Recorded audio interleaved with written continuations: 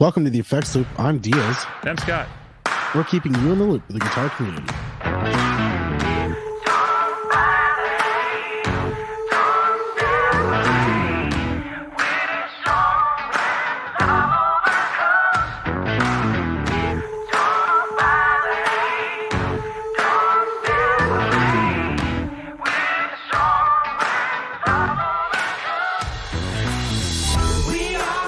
This episode is brought to you by listeners like you who give us money. So they're like you, but they give us money. Unless you do give us money, then they are exactly like you. Then we like you. They is you. That makes sense. It still makes sense. It works. Don't judge me. I don't know how pronouns work anymore, so. I don't think our audience wants us to have a discussion on pronouns. Yeah. Sorry, that was a poor joke. Well, it wasn't a poor joke. Wrong audience. All right, anywho, let's get off this subject really fucking fast. About face this motherfucker. What's new with you, Scott? New. So I still am kind of not buying gear. Yeah, as it become we're like not buying gear is the cool thing. I feel like I could gear talk, praise, and worship it. Where whatever I'm currently insecure about, I just shame you and make you feel like crap about it. Yeah, I don't know. Yeah. I mean, I've been buying. I've been just spending money elsewhere. That's just I've been really good in the guitar department, and also bear in mind, some point here. Don't know exactly when. I owe a nice check to somebody to get a very nice guitar, so I'm just waiting for that. Really. Hopefully that's soon. I got a new toy today, though. I bought a beard bib. A beard bib? Yeah, so it like goes around your neck, and then has two suction cups that attach to your mirror in your bathroom. Oh yeah, I've seen that. It's like I've seen a TV thing, right? Yeah, or like TikTok. So you can trim your beard into that, and then it doesn't get all over the bathroom. Can you put it other places? I mean, you want to like put it around your leg? Yeah. Well, closer to my knee.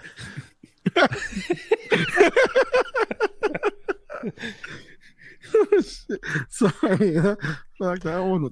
I think that I redeemed myself. I'm not gonna lie. I thought about it. I redeemed myself with that one. Yeah. This episode is brought to you by Manscaped. Just kidding. Actually, that's not really. Remember we got a reach out from what was it? It was a different brand on our Instagram. What it was? It wasn't Manscaped. It was Balls Deep. No, I don't know. No, Diaz should be asleep right now, so that's what's going on. So this episode is brought to you by Diaz's sleep deprivation because Diaz did a shitty job this week. It is 8:26 at night right now. 9:26 in my time, and I have to be up at 4:00 in the morning. Fair enough. So yeah, that's where that happens. I'm trying to find the email.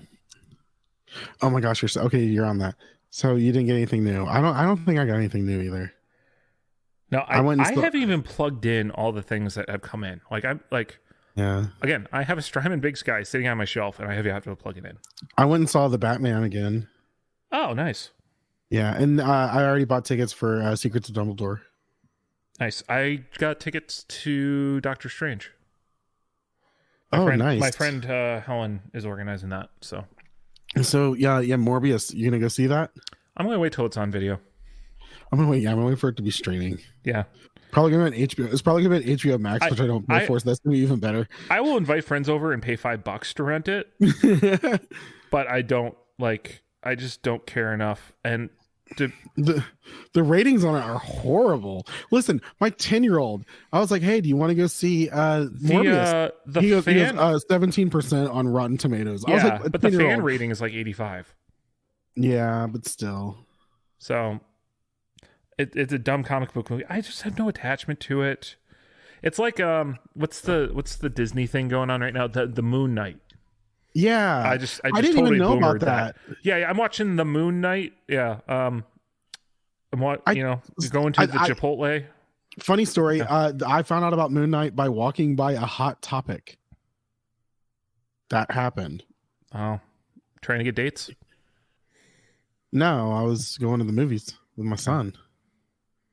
And he was running up to random women saying, right. Help, I'm lost. Help, I'm lost. Help me find my daddy. And I'm like, oh, come here, Junior. He's a crazy kid. What's your name? Was that Big Daddy? Happen. Yeah, pretty much. Yeah, that was Big Daddy. Sometimes I work at a prestigious college, and sometimes I solve problems on the chalkboard. And I don't want people to know I'm really smart, so I like run away. It's not your fault. Then I hang out with my friend Ben Affleck, and we just like drive around and drink and get into fights. John, I'm not Ben Affleck. You white, you Ben Affleck. I was going to say, did I just cause a mental episode by Nope. confronting your fantasies? Okay, all right. I got it. We're good. You're good? All right, yeah. You got a hold on reality? I barely. Yeah. All right, let's talk about some gear news, because this has been off the rails. And it's bad when I think we've been off the rails. All right, so Fender has the El Macambo Stratocaster and Telecaster. Double trouble. Sorry, I just like the way the article was written. I find this guitar confusing. I like the Tele. I don't like the Strat. So, is the theme basically it's knotted wood? I think with a natural finish, and then it's relic on top of that. Yeah, I think it's more like how like they have like the Barnwood series from companies. I think this is kind of that. So it's made using Eastern White Pine, and it's taken from the famous Toronto club. It was a club that played host. So it's from a club is the thing. I don't remember El Macambo when I lived in Toronto. But you lived in white Toronto. Diaz? It's all white Toronto, isn't it? Well, actually, no. And actually, no, I didn't. Well, technically, I lived in the Ukrainian neighborhood. Really? Yeah. That's interesting. Yeah. Did you hang out with any Ukrainian people? Yeah, Svetlana was my landlord. She was awesome. Oh, that's cool. We had the Ukrainian festival where they had like parades. It was awesome. So was it like Ukrainian just like culture, or like was it like Ukrainian immigrants, like they had accents and all that, like it was like Ukrainian part of town? So how like most cities kind of have like certain neighborhoods just have an ethnic following that just kind of settles there over time. That neighborhood just happened to have the Ukrainian population.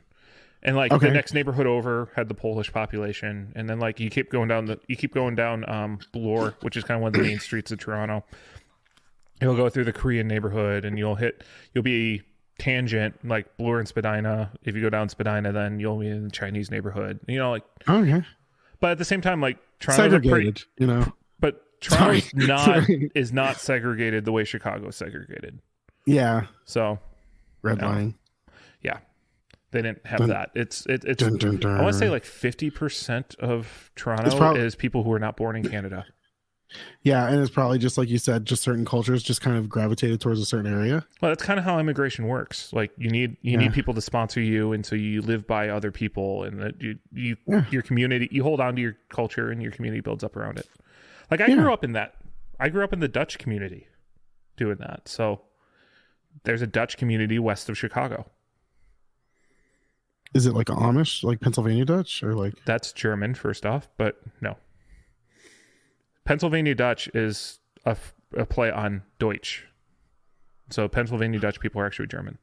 All right, we've got to get onto guitars because like even Chris would know that. Okay. That hurt your feelings. I'm sorry. No, that's fine. Okay, so can we go back to these Fender El Macambo things? Yeah. For a hot second? Yeah. I think I'd like this more if it was relicked less. Like I said, I think the distressed wood would look good, but the complete like armrest complete sand-off thing is just a little too much for me. Yeah, a little bit. I like I said, I think the Telecaster looks a lot better than the Strat. Also, I don't like the placement of the knot on the Strat? I think that's just that guitar. I don't think every guitar is going to have a knot in the same place. Well, yeah, I'm just saying I like the picture of that one. Yeah.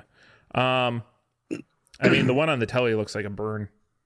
Yeah. And have you checked the price tag? No, they're custom shops, aren't they? Yep. Mm-hmm. You got to ask, you can't afford it? Yep. 13,000 euros. Woo! Yeah. Ew. That's a negative, Ghost Rider. Yeah, and there's 25 pairs of these, so. Is that for the price of the pair? Yep. No, I don't know. Yeah. Hand-wound pickups from Josefina Campos, though. I don't know who that is. She's like the pickup winder at Fender. Really? Yeah. Cool. Well, we do have something this weekend. Harley Benton. Harley Benton has like a Mosrite style guitar now. I'm really surprised. Has Ryan done a video on these already? I don't know. I haven't seen one. I don't know. But at 250 euros, good price. 250 euros. Yeah. It's definitely a Mosrite style guitar. Significantly cheaper than what Eastwood's putting out. Oh yeah. Well, I didn't mean that. Like Eastwood's, like I mean, Eastwood's is good quality though. So I don't. Yeah. But I haven't seen terrible stuff out of Harley Benton. Like it's been good. A lot of people have been using them as mod platforms and things like that. I like the German carve from a look on this thing. I don't love it from a I think that's going to hurt my arm. But yeah. I don't know. I like it. I like it a lot. And I'm not a big fan of Mosrite style guitars. I don't know. It's not really my thing, but yeah, I would play one in that thing you do, or in the Wonders cover tribute band. Okay, I'm going to start one called the Owen Neaters, and we're going to be rivals. That's Owen Netters. I haven't watched that thing you do in a while. That might be a good. So I've been with the lady friend. I've been making not making her, but I've been like, hey, have you seen this? No. I'm like, oh my gosh, you got to see this, and we'll watch it. And that thing you do was on there, on the list, and she was just like, holy crap, that was amazing. I was like, now we're gonna watch the director's cut. Have you made her watch Catch Me If You Can yet? No. That's one of my favorites.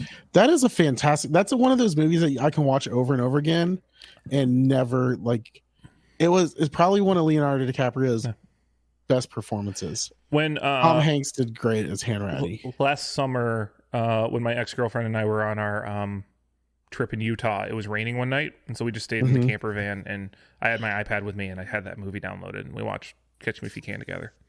Oh, it is a great movie. Yeah. There's two mice, and then the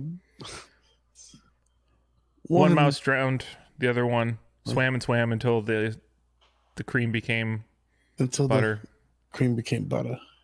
Today, I am that mouse. Oh my gosh. You dropped something. All right. What's falling off your pretty little neck? Great movie. You know what's also fantastic pretty great? Doritos? KMA Machines comes out with the Queequeg 2 subgenerator analog octaver. So we talked about them last week, and we've talked about them a few times. And the biggest thing is the artwork on this thing is freaking amazing. This feels a little bit of like a halfway in between Walrus and Matthews Effects in a really good way. Yeah, or maybe a little bit of Hungry Robot. But yeah. But I like I love the whale artwork. I love that it's a one knob octaver. So all you're messing with is a mix knob, and you also have a switch to go between the different modes. So it's a dead simple octaver. Top mounted jacks, 150 euros price tag, so it's going to be less than $200. Yep. So what, like 175? I think so. Well, here's a link to Nope. That's not a link to it, but I can look it up. What did you open up? The way you said nope was like something was like attacking your screen. I thought there was a link to Chicago Music Exchange, and it wasn't. It was a video. So 170, 169. Yeah. Nice. Yeah. I mean, I love the artwork. KMA has just amazing artwork. They're really growing on me. as a company. Like I'm going to have to get something KMA soon. Like I want the worm too. I think I could. Yeah, I think I want the worm too. Like it's one of those pedals though. Like I'm not going to use it all the time, but when I do, it's going to look amazing and sound great too. I mean, I just so the artwork is whale and jellyfish. It's in this kind of green or like teal, almost like a dark teal with a dark blue background. It's beautiful. It's just amazing job. All right, that was like the big and like cheaper than a lot of Octavers out there. Yeah, I think they're right on par kind of with the Fuzzrocious. Yeah. Which is a hard price point to hit. So good on them. Speaking of hard price points, Gibson Leo Scala Super 58s, 10 Flying V exclusive one of a kind models. I haven't looked at the price. I'm just imagining it's gonna be insane. All right, so one thing that people freaked out about is they hate is because they've got the Bigsby on a Flying V. So that it just always looks horrible. Oh, it's the big Bigsby too. Yep. The wraparound tailpiece. So you have to have like that entire tailpiece thing.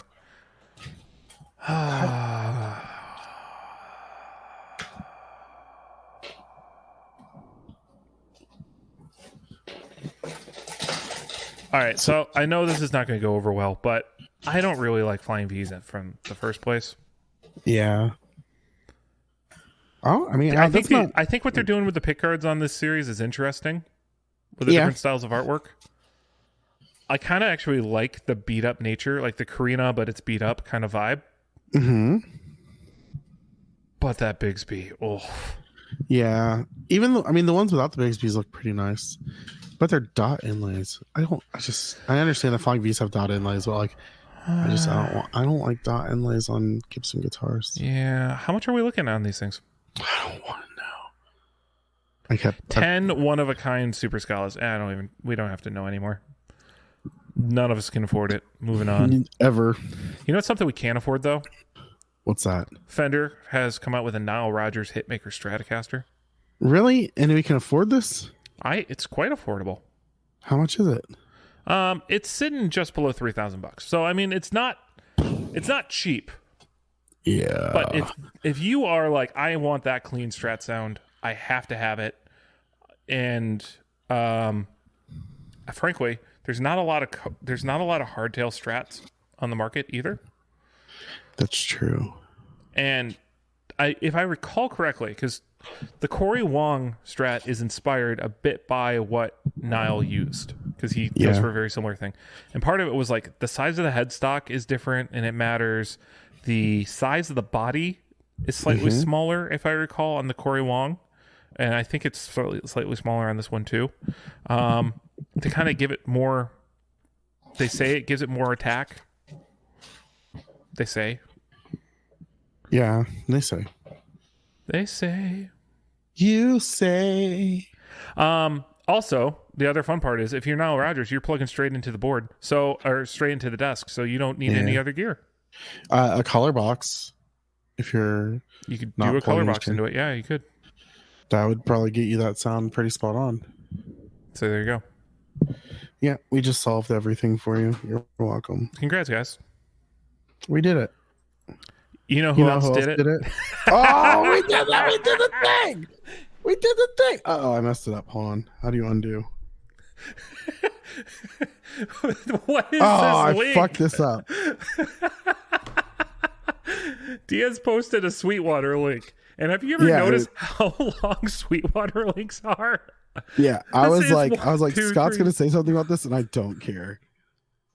11, 12, 13, well, all right. I wish Chris was on because these are 18 lines of web address, which at one point repeats itself, going back into www. Sometimes you got to repeat yourself. Oh no, you just copied the link twice. That's what you did. Yeah, probably. Don't judge me. Diaz made the script this week, guys. Yeah. Sorry about that. Scott basically gave him a hard time of like, yeah, here's my limited availability. And working my schedule. In all fairness, Diaz was like, "Hey, I'm thinking about getting this guy on," and Scott was like, "Yeah, effing do it. You got this." And then I was like, "Hey, I don't got this. Can we do this together?" And he was just like, "Hey, I can't do much. Here's the times. Make it happen. Do the scripts. I'll be on." And I was like, "Okay." That's a pretty good recreation of what happened. Anyways, JHS 3 series has the Screamer. Yay! I bet you Chris is gonna buy this. Yeah, because it's a tube Screamer and it's under $100 and it's JHS. Yeah, I'm so bored right now. Yeah, JHS already makes a tube Screamer. Yeah, they make an all-in-one tube Screamer, which is expensive. That too. Wait, what's their other tube Screamer? The Sweet Tea. The Sweet Tea. That's a 2-in-1. It's a 2-in-1. So it's the moon. Is it the Moonshine or? Yeah, Moonshine is the single one. Yeah. Well, this one's cheaper.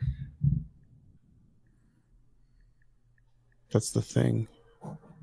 That's the whole thing about that. Wow. I'm gonna stop playing with the little windscreen thing. All right. Since Scott's so excited about that, Scott, tell us about this next thing that you're excited about. Oh, is this me? Yeah, this is me. Yeah. Universal Audio is now allowing you to run their plugins native, so you don't need to have a fancy audio interface anymore, but you have to pay them a subscription fee for $20. $20 a month? $20 a month. So it's comparable to like Slate, and I think Waves has a similar plan, but you know, people are just gaga over actually it's only $150 a year, so that is cheaper if you do it all a year up front. Yeah. But yeah, so it kind of goes along with their Spark interfaces, because they didn't do the DSP on their Spark interfaces, which let them come in a lot cheaper. Similar, you can get all those plugins back, like all their like Neve strip consoles and like the Lexicon digital reverb and the Studer tape recorder and all those things. And I think you get all of them in that one big bundle. So like if you're just starting to mess around with plugins and you're like, hey, I could afford $20 a month for like 6 months while I figure out what I actually want to buy, there it is. Go check it out. And if you know how expensive Universal Audio plugins are, that's a good deal. How expensive Universal Audio products are in general. Yes, everything from them is expensive. Yes. You know what's not so expensive though? What's that? Walrus came out with a stereo line isolator called the Canvas. Yeah. And they also came out with a mono version as well. So this is something that I don't think a lot of people... This is like one of those things that PC people keep complaining on like Gear Talk Praise and Worship about. And normal guitar players are like, why are you complaining about this?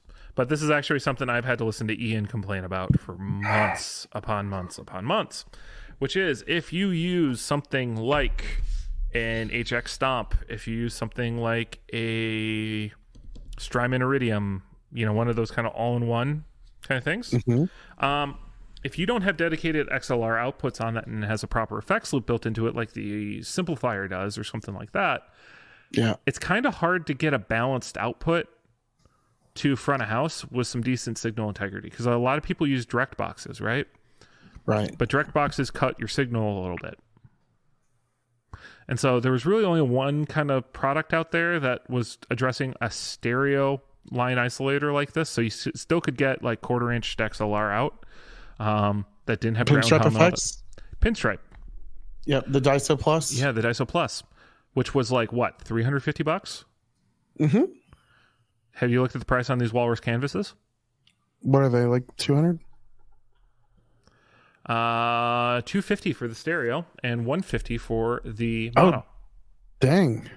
So this goes right in line with the ACS1. Yeah. Because another thing is like a lot of like if you do like my signal path, I do amp then delay and reverb in my signal path. To have that like studio sheen kind of sound. And so a lot of people do that. Like they throw like a Strymon Timeline and a Strymon Big Sky after their iridium or whatever thing they're using. And they're having trouble getting enough signal output at front house. So this fixes that and comes in cheaper. Nice. And it's passive still. Oh, very nice. So you don't have to run like an active preamp or anything like that. Way to go, Walrus. Walrus is quietly killing it. Oh, yeah. And their artwork looks fantastic. Yeah, what do you think of the artwork on this guy? I like it. It's very it still has that like Native American motif. Maybe it's the colors. Interesting. Is that I don't see it, get that at all? No, I don't get that, but I think it's the it's definitely the color scheme. See, since this is probably a pedal that a lot of people are going to stick underneath their board, it's kind of nice that there's a little pop of color on a black pedal. Yeah. So, but no, I like it. Yeah. Oh, and what's the other company that makes stuff like this? Radial? Radial makes direct boxes. They don't make a line isolator, unfortunately. Okay. That I know of.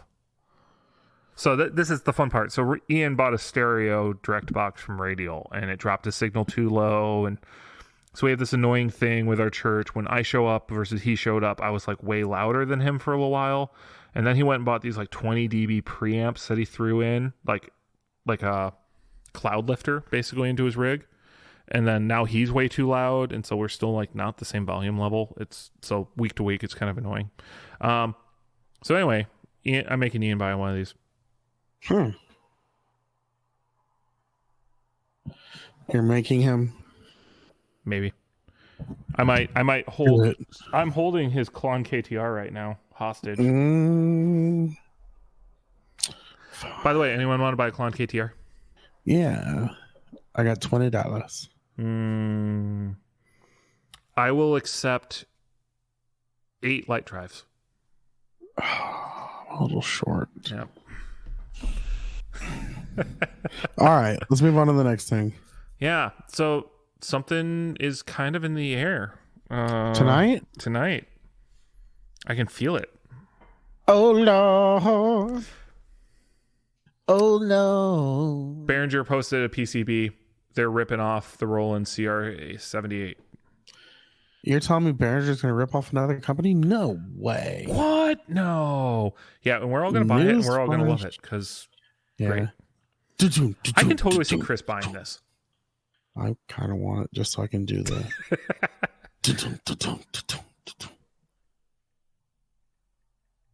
Yeah. I mean, if you told me you were drowning, I wouldn't lend a hand. I seen your face before, my friend. I don't know if you... Damn it. I had it stuck in my head all night.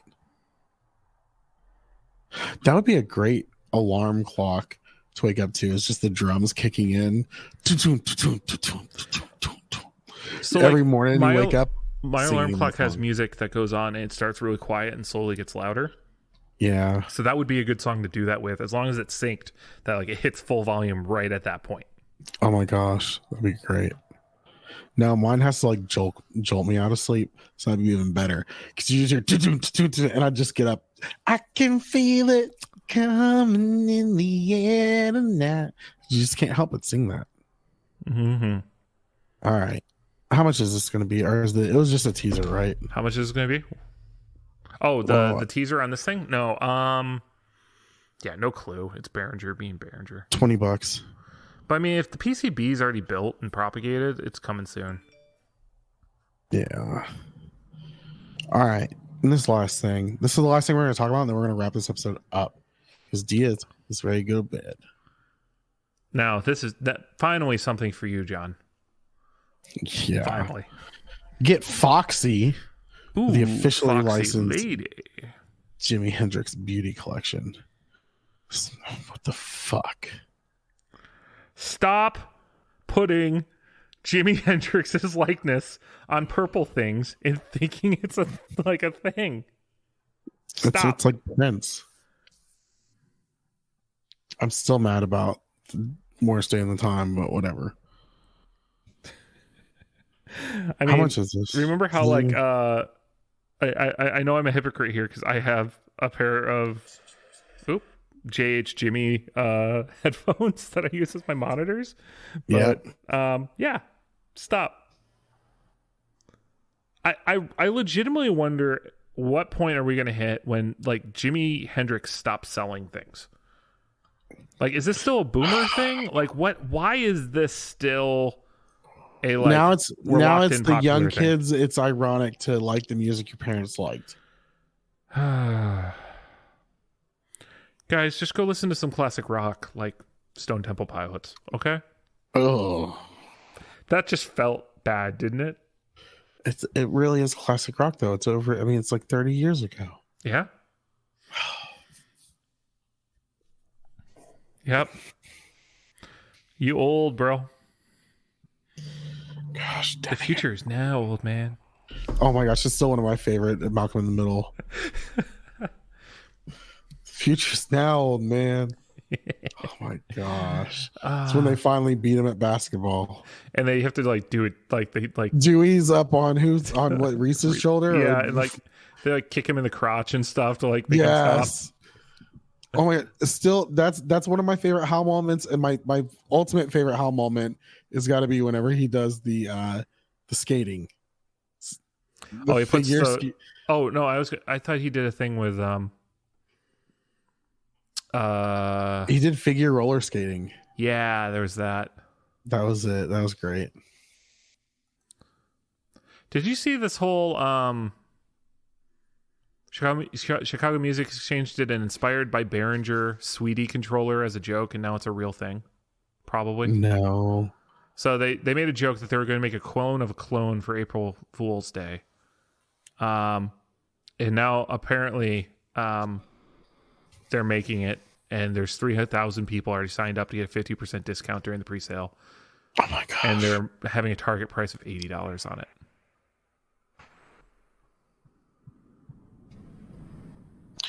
I'm just a copy of a copy of a copy.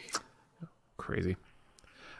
Yeah. Was it Chris was saying, he was like, all right, April Fool's Day is market testing to see if we should really make a product. Change my mind. Was that him?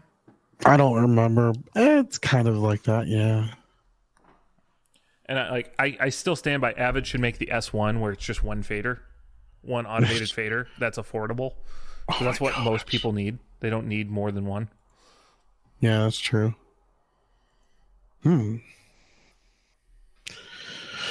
could have been a topic, but Diaz is tired and not reciprocating any of these gems that I'm Diaz is exhausted right now, and I'm really sorry. I thought we were going to end the episode. We can. It's been half an hour. Yeah. Short and sweet. Short and sweet. You know what? Apparently we're supposed to talk about a movie after this, and it's going to be part of our Patreon content. And if you want to hear some of that content, you can go to patreon.com/theeffectsloop, and you can support the show and get access to that extra little bit of amazingness. Are we going to tease what movie we're talking about this week? We're talking about the Lighthouse. Mm-hmm. Yeah, with Willem Dafoe and Robert Pattinson. So you've got the Batman and the Green Goblin. From the guy who made The Witch. I haven't seen The Witch. I keep meaning to watch it, and I haven't yet. I don't even know what that movie is. It's like a psychological thriller. Oh, okay. Like, it's kind of like borderline horror movie, but not horror movie.